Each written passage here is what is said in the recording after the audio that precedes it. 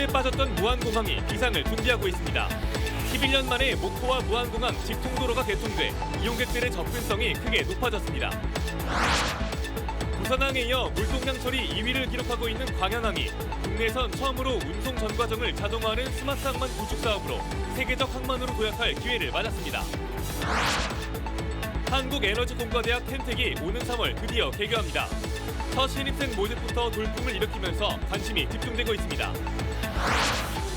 광주의 한 지하철역 안에 딸기나 로메인 같은 농산물을 재배할 수 있는 AI 스마트팜이 새로 마련돼 눈길을 끌고 있습니다. 여러분 안녕하십니까? KBC 8시 뉴스입니다. 코로나19 장기화로 침체에 빠진 무안국제공항이 비상을 준비하고 있습니다. 11년 만에 목포와 무안국제공항을 직접 연결하는 진입도로가 개통돼 이용객들의 접근성이 크게 높아졌는데요. 호남 고속철도 경유와 활주로 연장 등의 인프라 확충도 속도를 내면서 서남권 중심 공항으로의 기반을 다지고 있습니다. 이동근 기자의 보도입니다. 무안군 청계면과 망우면을 잇는 4차선 지방도입니다. 목포에서 무안국제공항을 잇는 총 연장 8.12km의 진입도로로 945억 원의 도비를 들여 11년 만에 개통이 이루어졌습니다. 당초 이 도로는 농기계와 공사 차량 등의 이용이 잦은 구간으로 도로폭이 좁고 구불구불해 이용객 대부분이 고속도로로 우회해서 공항을 찾아왔습니다. 개통된 진입도로는 4차로를 직선화해서 20분 이상 걸리던 기존 주행 시간을 절반으로 단축해 접근성을 높였습니다.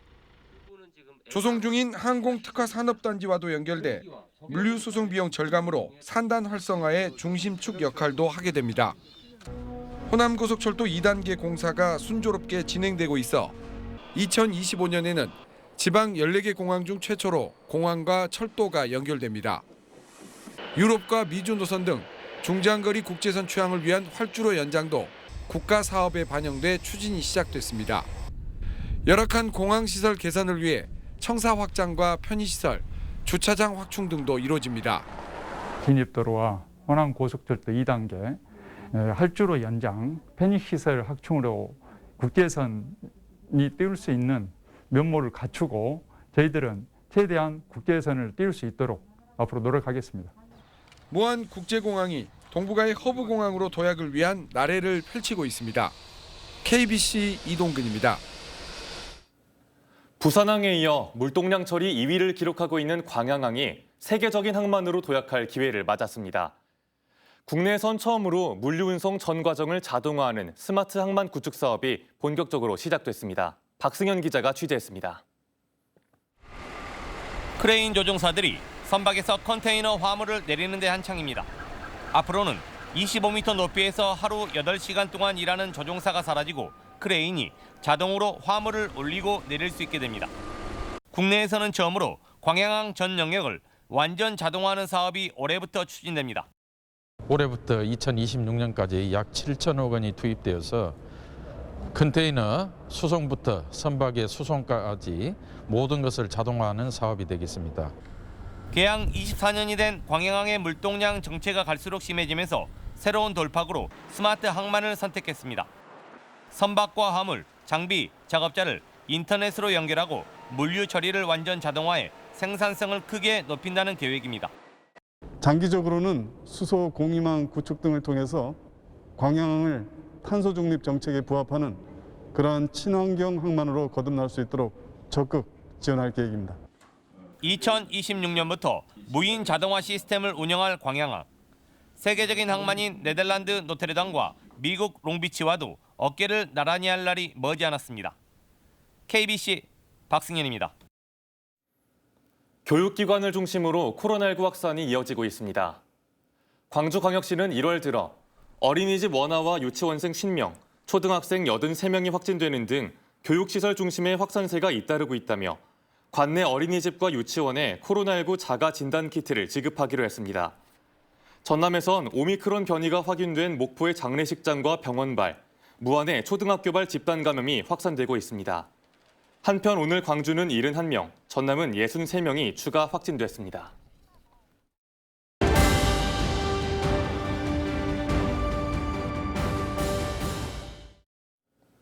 2022년 KBC 신년기획 마지막 순서입니다.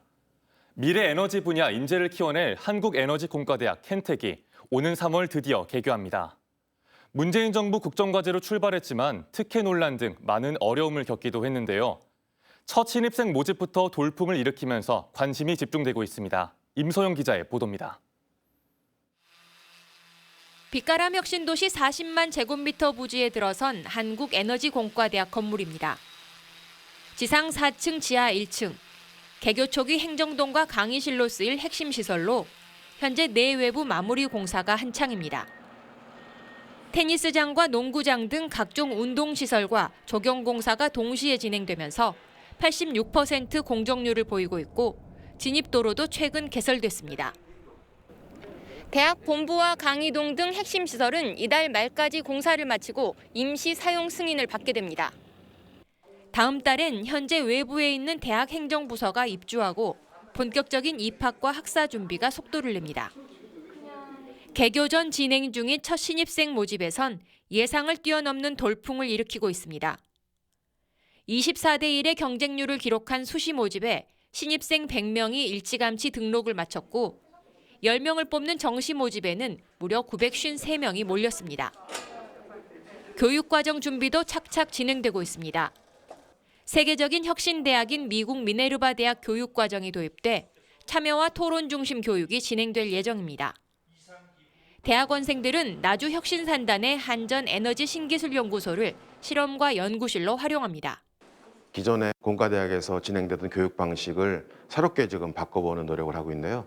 탐구 기반 학습이라고 해서 학생들이 스스로 어떤 문제들을 정의하고 그거를 탐구함으로써 스스로 답을 얻어가는 그런 과정인데요. 에너지 대전환 시대를 이끌 인재를 키우고 에너지 분야 산업과 학계의 중심이 될 한국에너지공대 켄텍. 드디어 개교가 눈앞에 다가왔습니다. KBC 임소영입니다.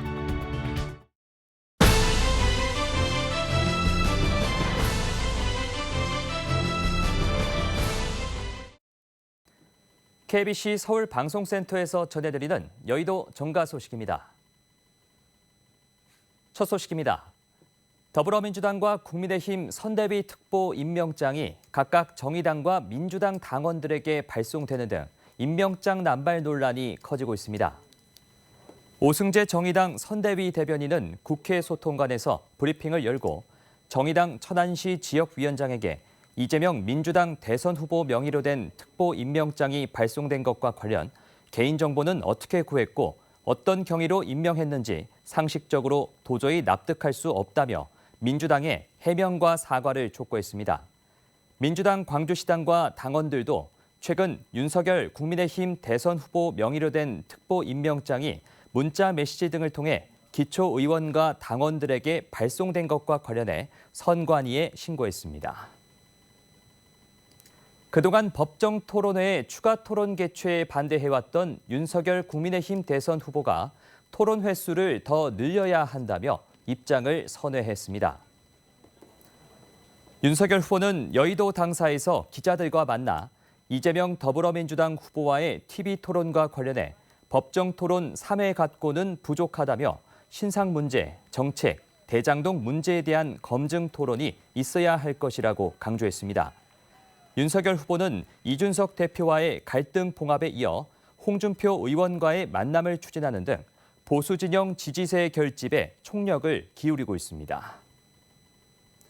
광주 학동 건축물 붕괴 사고와 같은 인재를 예방하기 위해 발의된 법안이 이번 국회에서 처리될 전망입니다. 지난 4일 열린 국회 국토교통위원회 전체 회의에서 건축물 해체 현장 점검 의무화를 비롯해 해체와 변경 시 허가를 받지 않고 작업한 경우 2천만 원 이하의 벌금 등에 처하도록 하는 처벌 조항이 포함된 건축물 개정안이 통과됐습니다.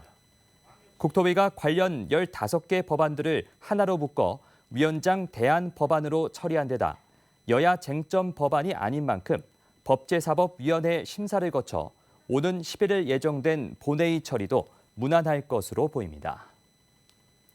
지금까지 KBC 서울 방송센터에서 전해드렸습니다. 기본소득당 오준호 대선 후보가 광주를 찾아 500조 규모의 기본소득 그린 뉴딜을 실시하겠다고 밝혔습니다.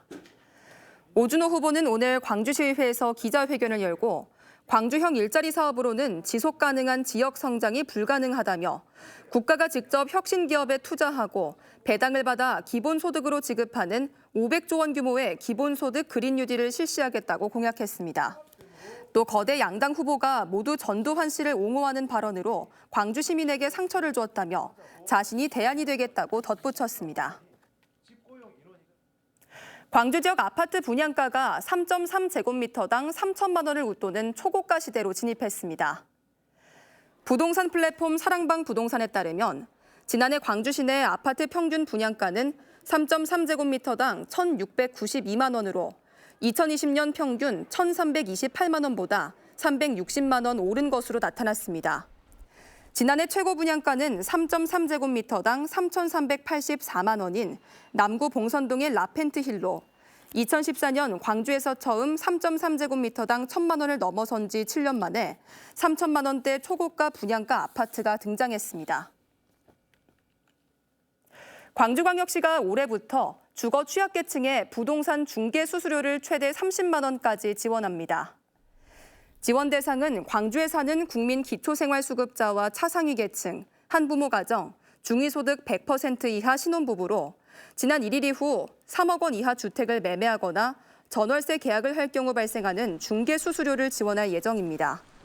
지원 희망자는 계약 체결일로부터 6개월 이내에 소재지 관할 자치구에 신청하면 됩니다. 정보통신 기술을 이용해 농사를 짓는 일명 스마트팜, 한 번쯤 들어보셨을 텐데요. 광주의 한 지하철역에서는 딸기나 로메인 같은 농산물을 재배할 수 있는 공간이 새로 마련돼 눈길을 끌고 있습니다. 조윤정 기자가 취재했습니다. 하얀 딸기꽃 사이로 빨갛게 익은 딸기 하나가 고개를 내밀었습니다.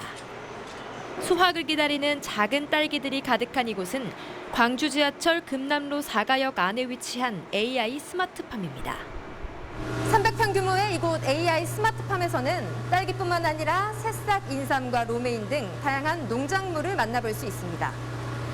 식물이 자라는 데 필요한 빛과 공기, 습도는 모두 인공지능 시스템에 의해 자동으로 조절됩니다.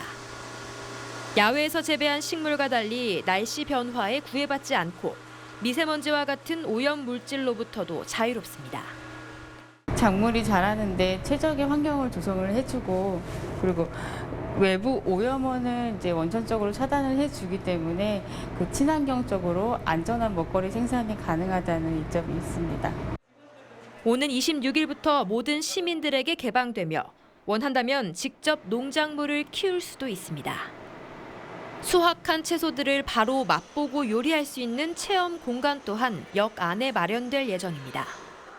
복합 문화 공간으로서 쉬었다 가고 체험하고 또 직접 만들어서 또 먹어볼 수 있는 그런 생생한 공간이 될 것으로 기대를 하고 저희와 농촌진흥청은 이러한 부분들이 계속 발전하고 확대될 수 있도록 적극 노력토록 하겠습니다.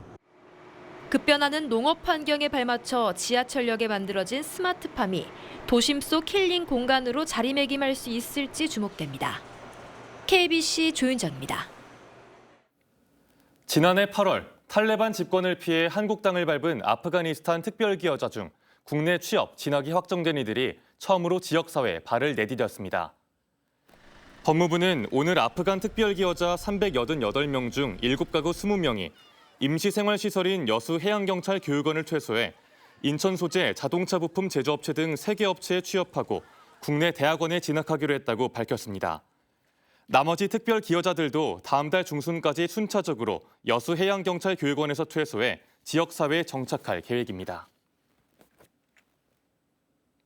건설노조가 배전 노동자 고 김다운 씨를 추모하고 외주와 중지를 촉구했습니다. 건설노조 광주 전남본부는 한국전력 본사 앞에서 김다운 씨의 사망은 한전의 외주화 때문이라며 한전이 외주업체의 잘못이라며 책임을 회피하지 말고 앞으로는 배전 노동자를 직접 고용하라는 1인 피켓 시위를 벌였습니다. 건설노조는 1인 피켓 시위를 오는 14일까지 이어갈 예정입니다.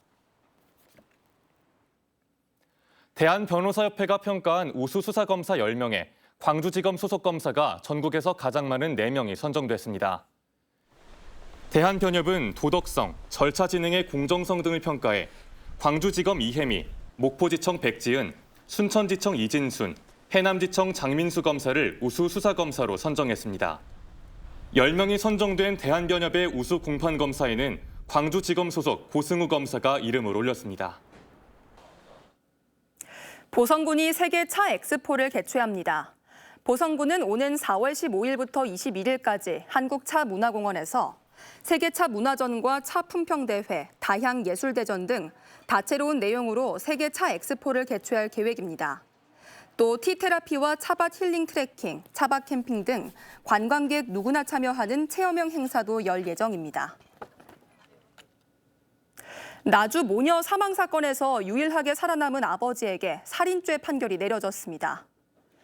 광주지법 형사 12부는 지난해 5월 경제적 어려움을 이유로 잠을 자고 있던 8살 딸을 숨지게 하고 아내 A씨가 신경안정제를 과다 복용하고 목숨을 끊는 것을 방조한 혐의로 기소된 B씨에게 징역 7년을 선고했습니다. B씨는 부인이 딸을 숨지게 해 자신은 무관하다고 주장했으나 재판부는 이를 받아들이지 않았으며 질식사한 8살 딸의 몸에서 B씨의 유전자만 검출된 점을 들어 살인죄를 판결했습니다.